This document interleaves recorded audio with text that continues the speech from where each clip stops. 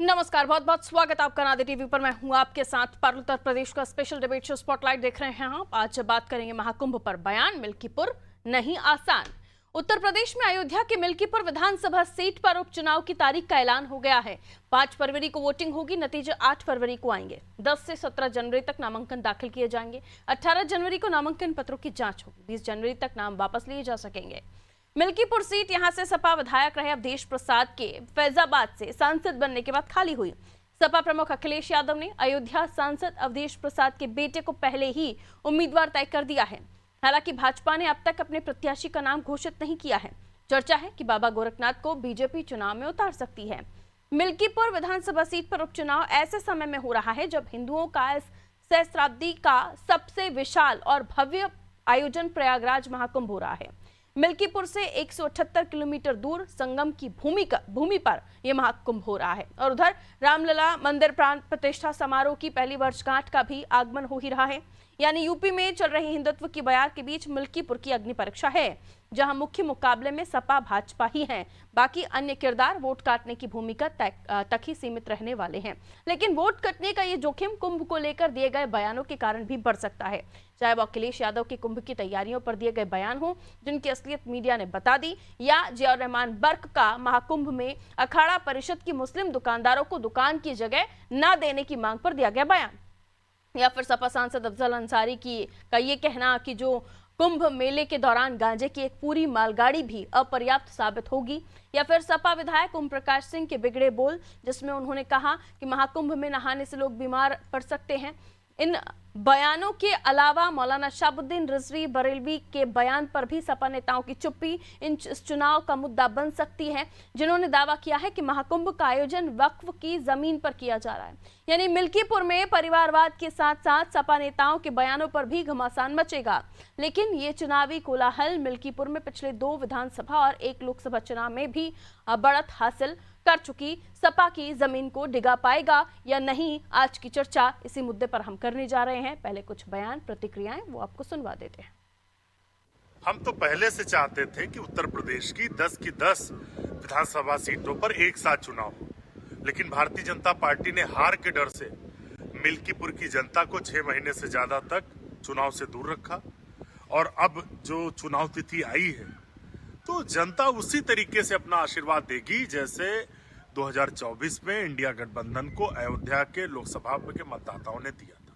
आज उपचुनाव के मिल्कीपुर उपचुनाव के डेट सामने आए हैं और वहां से हमारे समाजवादी पार्टी के प्रत्याशी अवधेश प्रसाद जी के सुपुत्र अजीत प्रसाद जी वहां से चुनाव लड़ रहे हैं। और देखने वाली बात यह है कि विडंबना देखिए कि इतने समय से उपचुनाव हर क्षेत्र में हुए थे, लेकिन मिल्कीपुर का उपचुनाव रोक दिया गया था। आखिर भारतीय जनता पार्टी को किस बात का डर है, किस बात का भय है?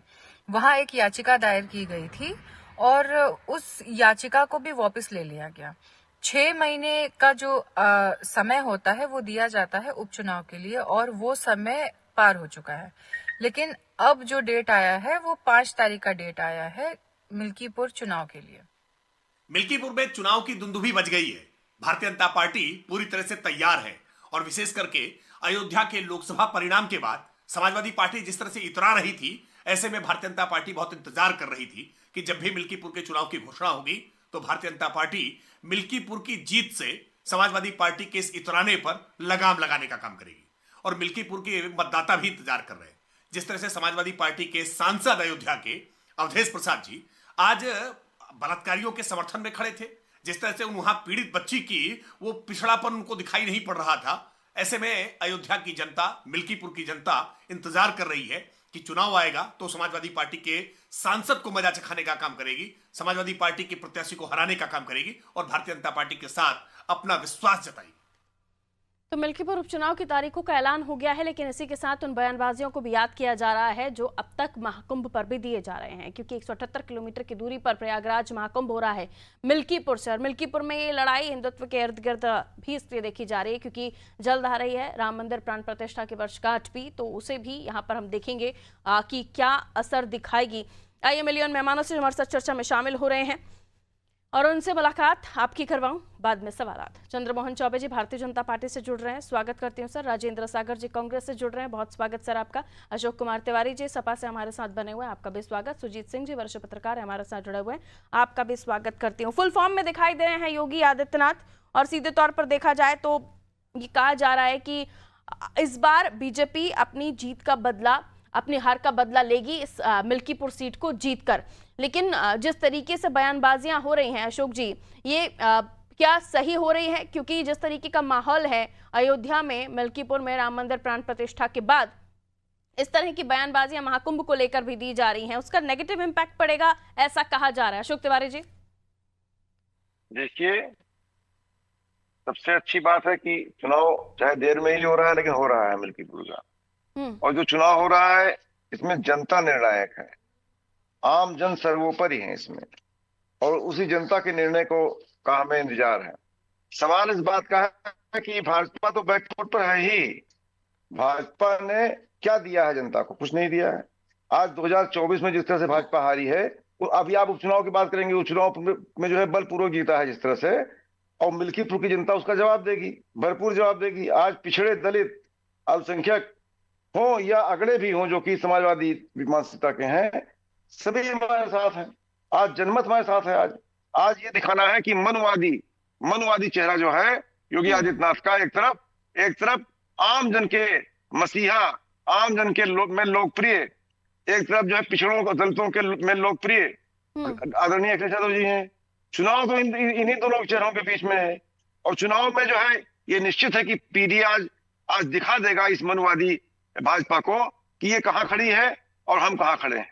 जी, करीब 3.5 लाख वोटर्स पात्र मतदाताएं हैं और 1,20,000 दलित आबादी, 55,000 करीब यादव, ओबीसी, 30,000 मुस्लिम, ज्यादातर यानी आप हिंदू वोटर्स मानिए। महाकुंभ पर इस तरह की बयानबाजियां देने से इनकी आस्था या इनके प्रभु में जो इनकी आस्था है, श्रद्धा है, उसको ठेस नहीं पहुंच रही सर? उसका कहीं वोट में नहीं दिखेगा सर? आप एक एंकर हैं। आप हिंदू की बात करती हैं, मुस्लिम की बात करती हैं, हम हिंदू, मुस्लिम, सिख, ईसाई सभी की बातें करते हैं, सर्वजन की बातें करते हैं। और आज जो पीड़ित समाज है, जो महंगाई, लेकिन मैं उनकी भी बात करूंगी, अगर किसी की भी आस्था को ठेस पहुंचती है उसकी भी बात मैं करूंगी। किसी की आस्था को कोई ठेस नहीं है। आज सब एकजुट है, सारा समाज एकजुट है। भाजपा पर तमाचा पड़ने वाला है, बुरी हार हारने जा रही मिल्कीपुर में। जी सुन लीजिए, तो आप फिर बोलिए ना, जो दावा किया जा रहा है वक्फ की तरफ से महाकुंभ की जमीन को लेकर, महाकुंभ जहां पर हो रहा है जमीन को लेकर, उस पर क्यों आप लोग चुप हैं? क्या बात करती हैं आप? फिर उस पर भी बोलिए क्या ना। बात करती हैं? इतने कोई भी कुछ नहीं है। आज महापर्व जो है बहुत शानदार तरीके से मनाया जाएगा। अब उसमें चूक न होने पाए सुरक्षा व्यवस्था में कोई, बस इतनी सी बात है कि आज योगी सरकार बांटने काटने की बात करती है, कुंभ से बिल्कुल मैंने कहा मौलाना शहाबुद्दीन रिजवी बरेली का बयान, उस पर क्यों आप लोग की पार्टी चुप है? फिर अरे भाई, किसी का बयान हो, कुछ की बात करते हैं तो फिर स्टैंड दिखाइए ना अपना। जो गलत है गलत को गलत कहिए, सही को सही कहिए, फिर वहां चुप क्यों हो जाते हैं?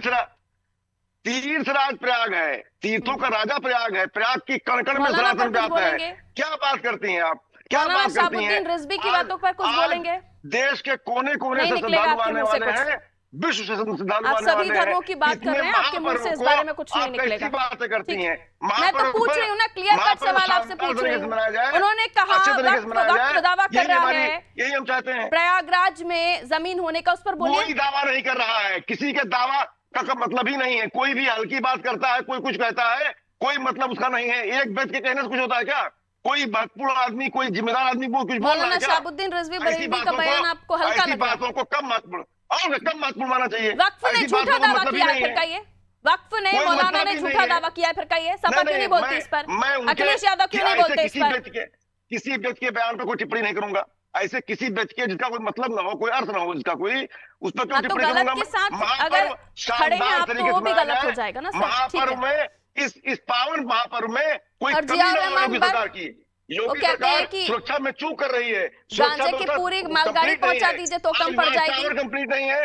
आज एसएसपी कार्यालय नहीं बन पा रहा है, वहां पर जो है इतने तो बड़े कई तरह की पर्व पर बातें बयानबाजियां करके ये आपके लिए, आपकी अच्छा, पार्टी के लिए जो नेता जो कह रहे हैं वो एक नेगेटिव इम्पैक्ट क्रिएट करेगा क्या? कांग्रेस के पास अब मैं जा रही हूं राजेंद्र सागर जी, क्योंकि आप भले ही कितना भी कह लें, लेकिन जिस तरीके से माहौल बनाने की कोशिश की जा रही है वहां पर कुछ इन भी नहीं बयानों को करेगा। उठाया जाएगा। रुक जाइए सर, आपके माहौल, रुक जाइए आपके अशोक जी, आपसे माहौल बात नहीं कर रही हूं मैं अभी, रुकिए। राजेंद्र जी, इसका नेगेटिव इम्पैक्ट बुरी पड़ेगा, बात नहीं आ रही है। बयानबाजियों से जी। बचना चाहिए, क्योंकि एक माहौल मिल्कीपुर बनाने में की अगर कोशिश की जा रही है की बात तो फिर करूं। माहौल में आप आज आग में दलित, घी का डालने का शोषित, काम क्यों करें? पीड़ित, वंचित अशोक तिवारी जी, आपका नाम तमाम राजेंद्र बात जी है को क्या? बढ़ाने के लिए। अशोक तिवारी जी, जी। आपका नाम राजेंद्र जी है क्या? नहीं है ना? मैंने आपको बता दिया। मैं आप भी राजेंद्र जान जी रहे से हैं बात इसको। कर रही हूँ, मेरा सवाल उनसे, रुक जाइए। जी जी पारुल जी, क्या लगता है आपको, इस तरह की बयानबाजियों से बचना चाहिए? क्योंकि 178 किलोमीटर पर प्रयागराज महाकुंभ में भी प्राण प्रतिष्ठा की वर्षगांठ आएगी, तब भी बड़े आयोजन होंगे।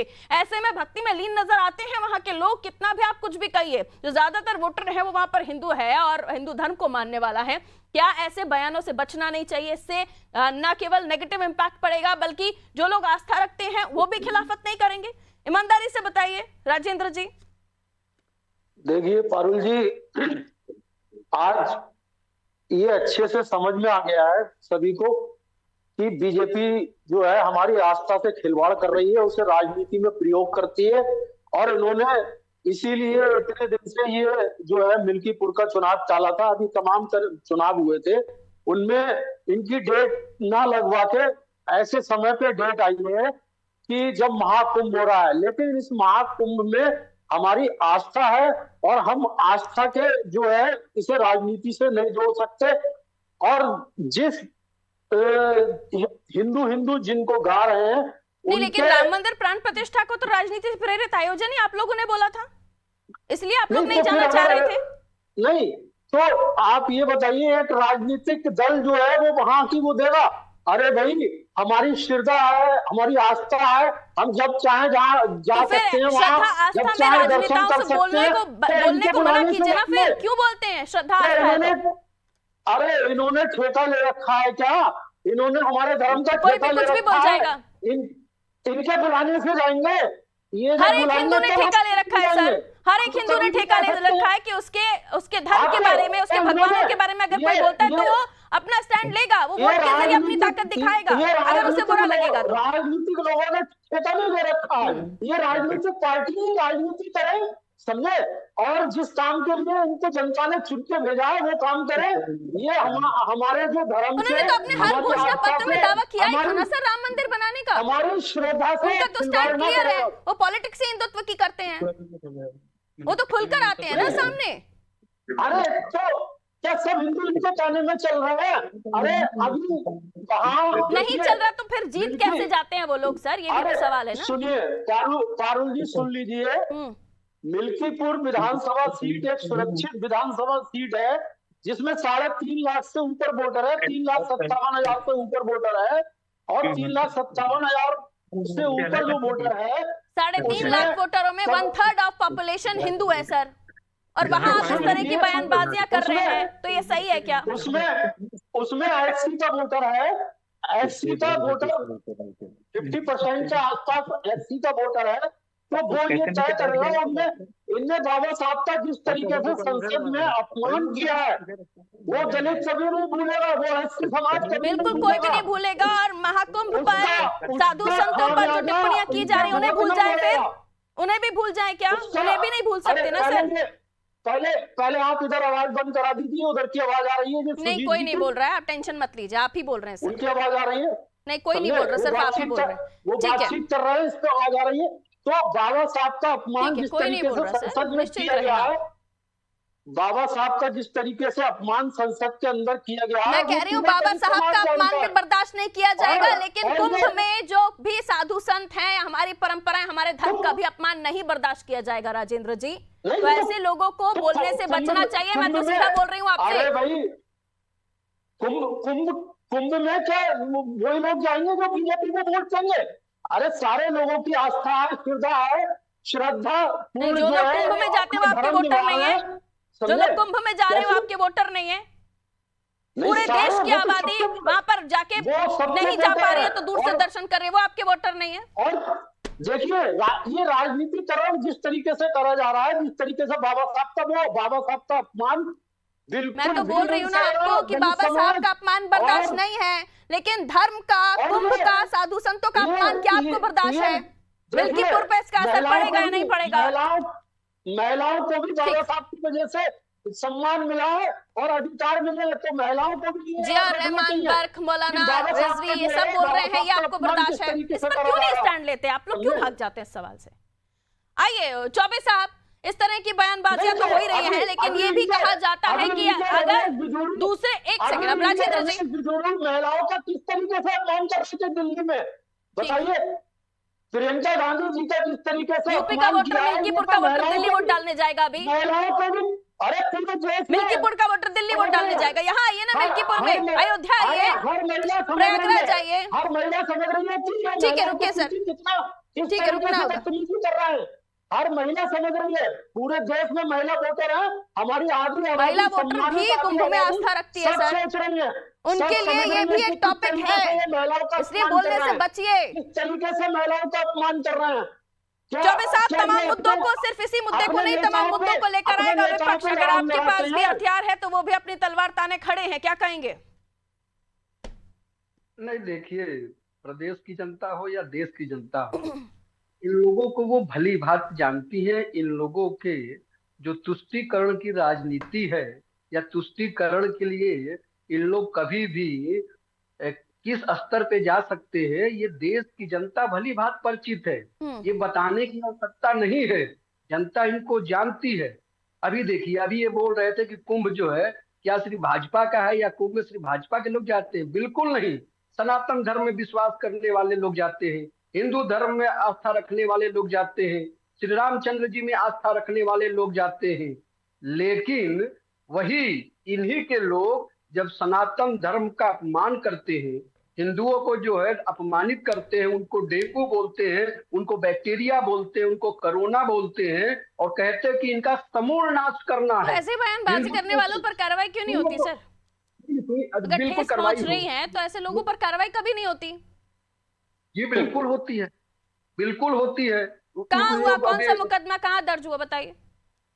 नहीं, गिरफ्तार भी हुए, माफी मांग कर कई लोग बाहर आए हैं, उनका प्रक्रिया चल रहा, कानून व्यवस्था है। मान लीजिए भाजपा को तो उनको सजा नहीं देना है ना, न्यायालय को सजा देना है।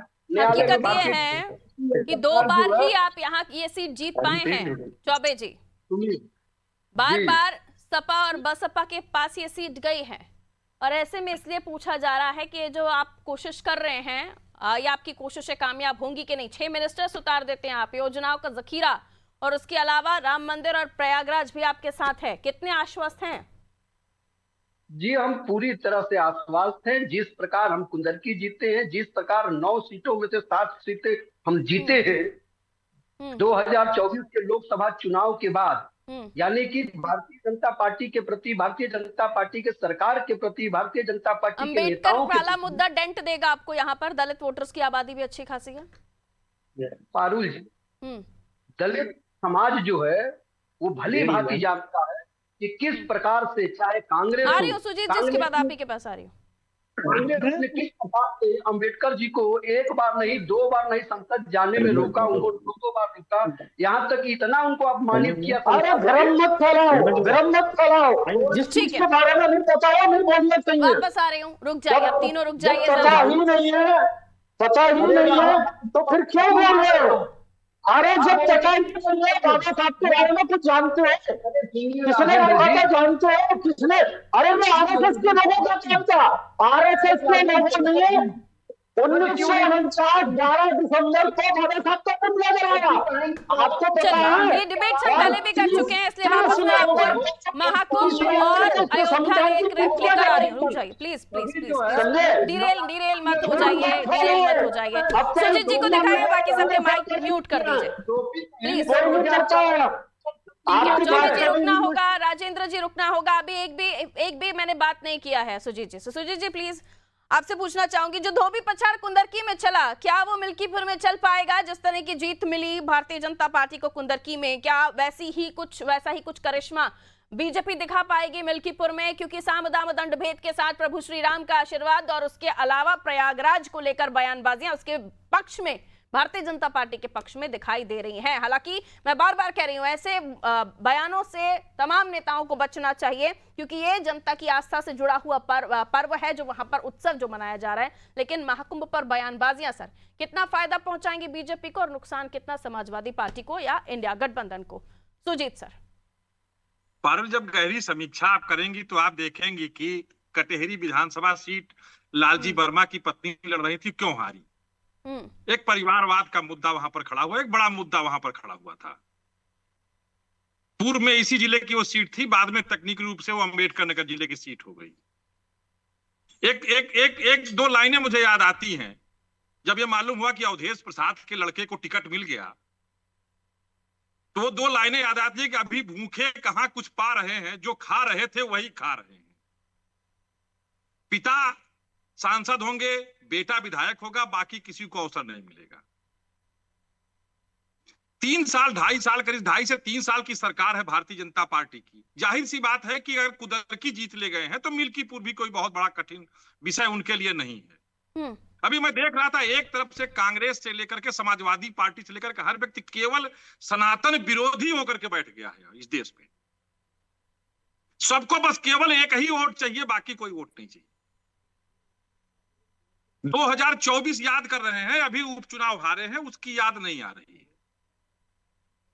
याद किस बात की आ रही है? अंबेडकर जी की याद आ रही है। अरे भाई, अंबेडकर जी को इतना मोहब्बत कैसे आपके छलक गया? अभी तो नहीं छलक रहा था।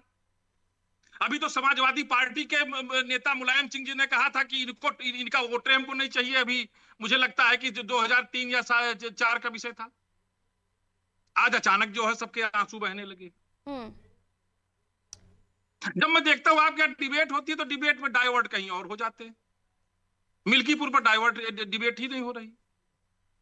ये कोई इनके पास उत्तर है कि पिता लड़ेगा, पुत्र लड़ेगा, बाकी किसी को नहीं अवसर मिलेगा? चुनाव तो भारतीय जनता पार्टी इनके इन क्रियाकलापों से ही जीत गई वहां पे। और मैं आज आपके चैनल पर कह रहा हूं, कल ये परिणाम देख लीजिएगा। ठीक है, बहुत सटीक टिप्पणी और बहुत सटीक विश्लेषण आपने किया है, लेकिन खैर, क्योंकि अभी यही कहा जा सकता है कि नतीजे ही सब कुछ बतलाएंगे। बहरहाल मैं यही सवाल लेकर सभा के पास जा रही हूँ। बेटे के बाद पुत्र को टिकट दिया गया, कि कोई और आपको नजर नहीं आया? ये भी मुद्दा हावी हो सकता है समाजवादी पार्टी के ऊपर मिल्कीपुर में। अशोक जी। देखिए, कोई मुद्दा हावी नहीं है इसमें एक ही मुद्दा हावी है, दलित और पिछड़ा। खाली वो समय देख रहा कब हमको वोट डालना है।